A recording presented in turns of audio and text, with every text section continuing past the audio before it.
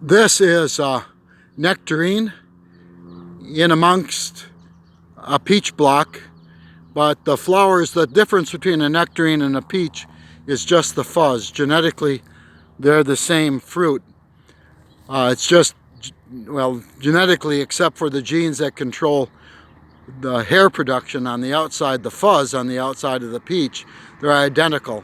So right now, while they're blooming, if you look over here, this variety of nectarine is probably different than those that are planted in this row.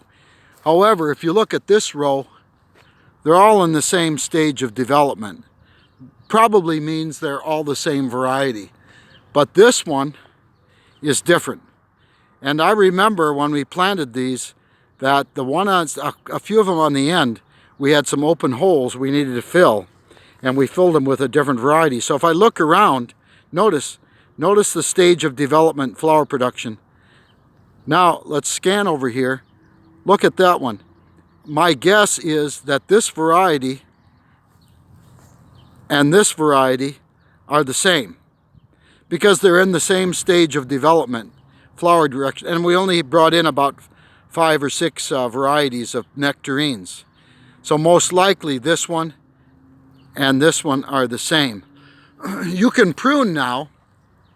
Just when you are pruning, you'll pick a tree that has a lot of flowers on it. Remember, if every single one of these flowers, and they have the potential, produces a fruit, you're going to be in big trouble. So it's going to be important. The second thing in the desert to remember is you don't want to remove too much of this wood in here, because if you do, you can open it up to sunburn. So you want to walk away from a tree that's twiggy, but there's no reason that you can't be pruning and removing some of the potential fruit now. Look at that. If you look at, oh, there's a honeybee over there pollinating, but there was something in here, it was more like a fly, and they sometimes will do that. Let's get rid of some of this. Some of this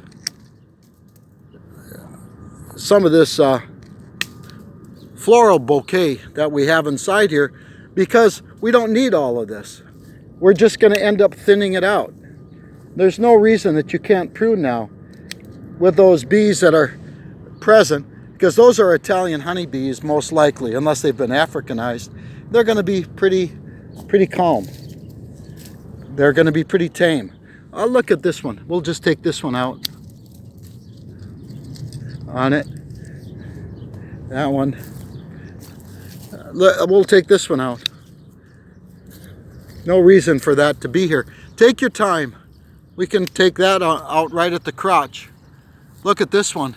Got a couple of fruit up at the top. Why not take it out at here at the crotch?